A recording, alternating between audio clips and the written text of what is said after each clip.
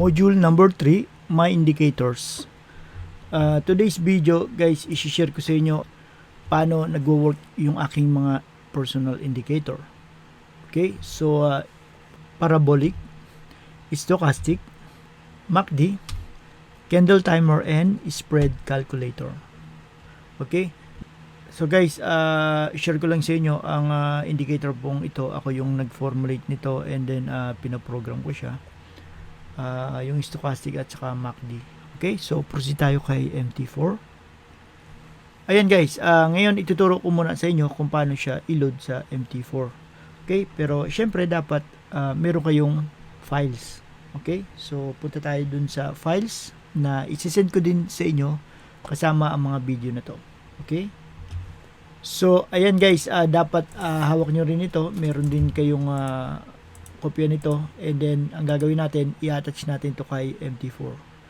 Alright, so una nyo gagawin, kakopy nyo muna itong mga indicator na to. So highlight nyo and then right click, copy. Tapos punta na kayo sa MT4. Okay, and then go to file.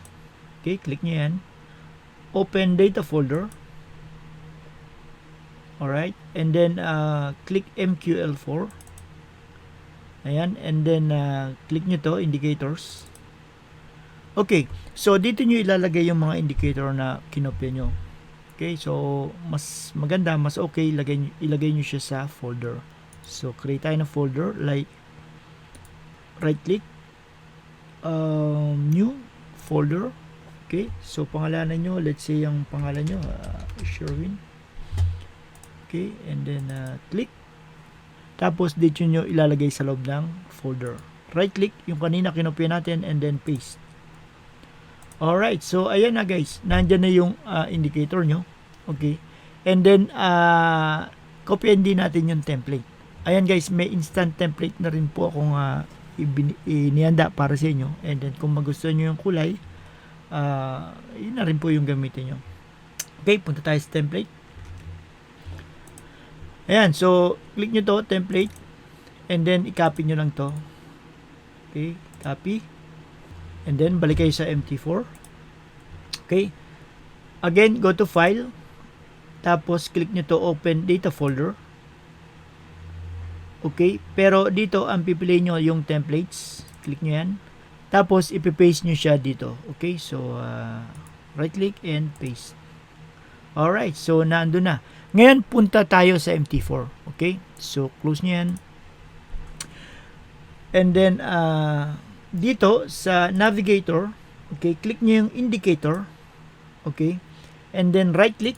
Tapos, i-refresh nyo muna para pumasok yung indicator na in-attach natin. Okay? So, refresh. Ayan, guys. So, nandun na yan. Eto na. Sherwin. Okay? Ayan, so nandiyan na yung mga indicator nyo. Alright.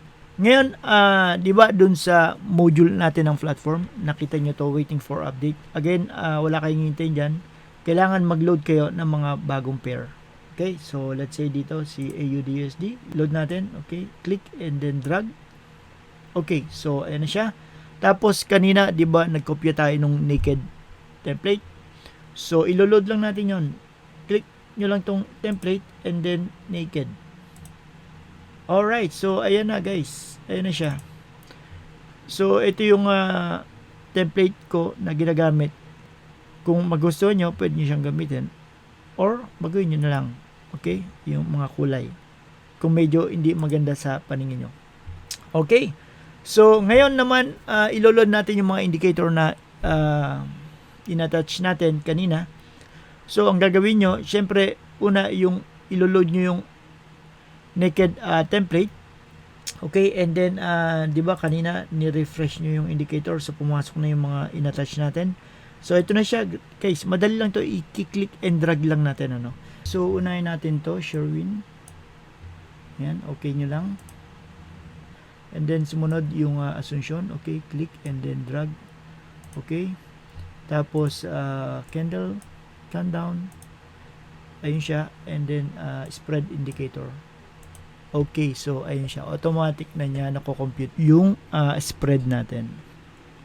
Okay, so ngayon guys, kulang pa yan. Ilalagay din natin yung parabolic. Okay, pero bago yan, palakin muna natin yung chart. Close natin ang mga to. Okay, so maximize. Okay, so dito punta kayo sa indicators list. Click nyo yan. Tapos custom. And then parabolic. Ayan. And then dito sa inputs, itong step, gawin nyo lang siyang 0.04. Alright. And then dito punta kayo sa colors. And then yung width, palakihin nyo lang ng konti, gawin nyo number 2. And then okay. So ayan, kompleto na yung indicator natin. Ang gawin nyo lang, lagay nyo to ng line. Okay, so punta kayo dito and then drag nyo rito. Double click, right click, and then horizontal properties. Gawin nyo lang yung kulay, baguhin nyo siya, gawin yung gray. And then dito sa parameters, gawin nyo siyang 50. Okay, para sumenter siya. Ayan, then double click nyo lang para mag-lock. Okay, so ang gagawin natin, isi-save lang natin ito. Go to templates, click nyo yan, and then save template. Tapos my indicator. Okay, kayo po ang bala kung anong file name yung gusto nyo. Okay, so lagay nyo siya ng sharp para umunay siya lagi sa taas. And then click save. Ayan guys, so nakasave na siya. Ang gagawin natin ngayon, ituturo ko naman sa inyo kung paano siya nag-work. Okay, so una, yung parabolic. Okay, si parabolic guys, tandaan nyo, kapag nasa taas siya ng candlestick, nagbibigay siya ng signal to buy. Pero kailan kayo magpo-position kapag nagpalit na siya ng position. So dito kayo magpo-position buy. Okay? So ganun din naman kung si parabolic nasa ibaba ng candlestick and then nagbibigay siya ng signal to sell, kailan kayo magpo-position kapag nagpalit na siya ng position. Okay? So umakyat yung parabolic sa taas ng candlestick. Okay? So dito kayo magse-sell. Okay, so ganun lang guys, ganun lang kasimple sundan si parabolic. Bago yun, gusto ko ipalam sa inyo na ang indicator po nito, applicable siya kahit anong time frame. Ano?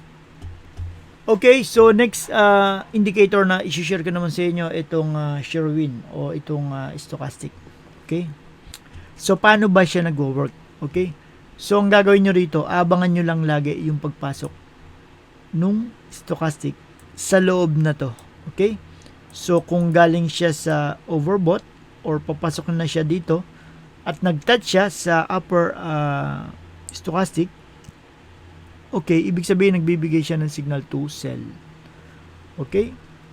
So, ganun din naman kapag ang indicator na to from oversold, okay, dito sa baba, galing siya sa baba and then pumapasok na siya sa loob, nagbibigay siya ng signal to buy. Okay, so kapag nag-touch na yung indicator dito sa lower line stochastic and then nagbibigay ng signal to buy. Okay, so magbabay ka na. Dito naman yung center line, okay, below center line, ibig sabihin nasa bearish area siya and then above the center line nasa bullish area siya. Okay, so ayan guys, ganun lang po kasimple basahin si stochastic. Okay, so next indicator naman na i-share ko sa inyo paano siya nag-work, si MACD. Okay, so ito si Asuncion. Okay, so dito meron siyang center line, ito siya. Okay, so above center line, ibig sabihin nasa bullish area and then below center line, ibig sabihin nasa bearish area. Okay, so ito naman histogram na to, kapag nasa dark color siya, ibig sabihin strong yung pag-akyat niya. And then kapag nagbe-blur na siya, okay, nagpapalit na siya ng kulay, lumalabo na siya, ibig sabihin pabagsak na siya. Okay, and then kapag naman nasa bearish area at nakita nyo naka-full red siya, ibig sabihin strong yung pagbagsak niya. And then ganun din naman kung nagpapalit na siya ng kulay, lumalabo na siya, ibig sabihin humihina na yung kanyang pagbagsak. Okay, so ito naman, itong dalawang line na to, mapapansin nyo isang green or blue ba yan? And then isang red, okay, blue and red. Ibig sabihin blue buy and then yung red naman is sell. Okay? So guys, dito lang kayo titingin kapag nagko-crossover yung blue sa red. Okay? So ayan, katulad nito. Okay? Ito, and ito din.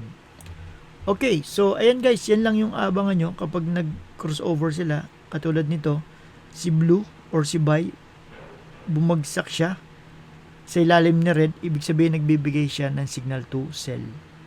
Okay, so dito naman, nag-crossover si blue kay red, nasa ibabaw si blue, ibig sabihin nagbibigay siya ng signal to buy. Ganun din naman dito, buy over red, ibig sabihin nagbibigay siya ng signal to buy. And then dito naman, nasa ibabaw si red, nagbibigay siya ng signal to sell. Alright, so ayan guys, ganyan lang siya nag-work. And then ngayon, kailangan pagsama-samahin natin yung sinasabi ng ating mga indicator. I-delete ko lang itong mga to.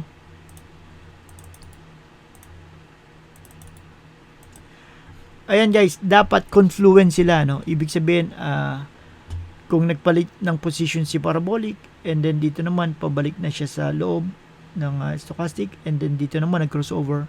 So dun matibay yung signal. So yun yung susundin natin, kailangan confluent sila. Okay? Kagaya nito guys, ito nung magpalit ng position si parabolic from below the candlestick, or nagbibigay siya ng signal to sell, and then kailan ka magsisell kapag nagpalit ng position, umakit si parabolic. Okay, so dito naman, okay, so ayan yan, and then dito naman kapag ka bumabalik na yung price papunta sa loob, okay, from overbought, nagtouch kay upper line stochastic, and then pabalik na siya sa loob, and then dito naman kapag ka nag-cross over na siya, sell over buy, ibig sabihin nagbibigay siya ng signal to sell. Okay, so ayan siya guys. Kaya kung mapapansin nyo, ang market nga bumagsak. Okay, so ilan yan? Pips, 100 pips. Ayan guys, ganyan lang kasimple kung paano sundin ang mga indicator natin. Okay, so isa pa dito naman, ayan, nung mag-crossover siya dito. Okay, and then dito nung bumalik na yung price from overbought, papasok na sa loob, at dito naman nung magpalit na ng position. Okay, so tingnan natin. Ayan, and then anong nangyari sa market, bumagsak na siya. Okay, so ayun, 47 pip. Okay, actually hanggang dito pwede nyo makuha. Alright, so ayan guys, ganun lang siya basahin, ganun lang siya nag-work. Tingnan natin, dito naman, ito no mag crossover, and then dito naman from oversold, papasok na siya sa loob. Tapos dito candlestick, dito yung parabolic above the candlestick, buy daw, and then kailan kapag nagpalit ng position. Okay, so tingnan natin, ayan, so anong nangyari sa market, umakit nga siya. Okay, 51 pip. Ayan guys, ganun lang siya kasimple, sundan. So ang gawin nyo, mag backread kayo, subukan nyo siya any time frame. Okay, and then kabisaduhin nyo muna bago nyo i-apply sa live. Okay, so ako guys, ang ginagawa ko, tatlong window yung ino-open ko. Okay, so ito, pwede nyo rin tong gayahin. Yan, tatlong window, tapos arrange windows, and then i-load ko yung indicator. Ayan, tapos indicator. Okay, so dito lagay ko to sa 5 minutes. Okay, ito naman 15 minutes, and then ito naman 30 minutes. Okay, so ayan guys, kitang-kita ko na ang signal kung buy or sell from 5 minutes, 15 minutes, and then 30 minutes. Okay, so ang gagawin ko, save ko na rin to. Save profile as, tapos AUD USD. Then okay, so ayan guys, nakasave na siya, and then susunod kung mag-analyze ako ng ibang pair, so ganun din, iloload ko lang para mabilis ko siyang nakikita. Okay, so ayan siya. Alright? So, ayan guys, ganun lang yung nag-work yung mga indicator natin. Good luck sa trades nyo. Recap lang natin. Kanina, sinare ko sa inyo yung parabolic, paano siya nag-work, stochastic, MACD, candle timer, and spread calculator. Okay? So, ang susunod nating topic, next module, number 4, fundamental analysis.